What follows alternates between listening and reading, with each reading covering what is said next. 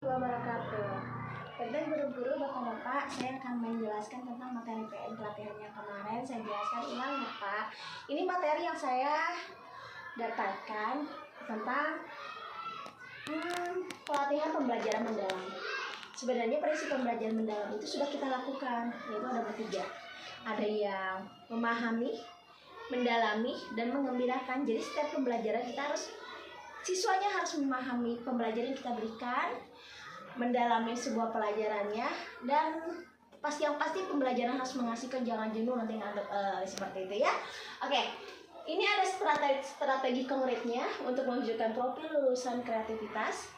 Ada tujuannya, yaitu lulusan tidak hanya mampu menguasai kemampuan, tetapi juga menemukan ide atau solusi terhadap masalah, memperkuat keterampilan kolaborasi dengan orang lain, dan menghasilkan karya yang bermanfaat dan relevan.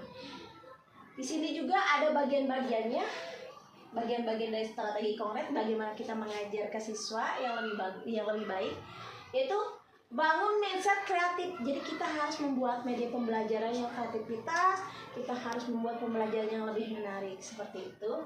Lalu menciptakan lingkungan yang mendukung. Jadi lingkungan di kelas kita harus banyak mendukung. Misalnya ada prasarananya. Kalau tidak ada prasarananya, kita bisa menggunakan lingkungan sebagai prasarananya. Seperti itu ya, untuk media mendukungnya.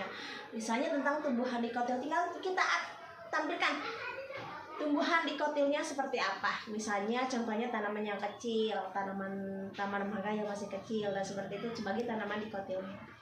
Lanjut, libatkan dunia nyata. Jadi anak-anak misalnya kita ajak, karena di sini daerah Marga Asih, ini daerah yang konveksi, kita ajak bagaimana cara pembuatan topi, bagaimana cara pembuatan jaket, kita langsung ke pabrik-pabriknya. Yaitu kita bekerja sama dengan orang tua siswa, seperti itu.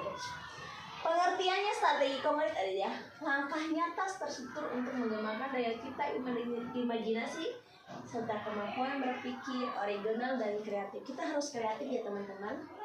Seperti itu. Ini sedangkan asesmen, sebelum melakukan asesmen kita harus mendiagnosis dulu siswanya seperti apa, karakter siswanya seperti apa, apakah bersifat visual, bagaimana latar belakangnya, bagaimana agamanya, untuk mendukung kita dalam pembelajaran.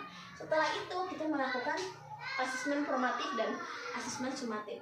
Kalau asesmen formatif ketika dalam pembelajaran, yaitu proses penilaian dilakukan secara berkelanjutan selama proses pembelajaran untuk memantau perkembangan peserta belajar peserta didik dan mengadakan umpan balik seperti itu.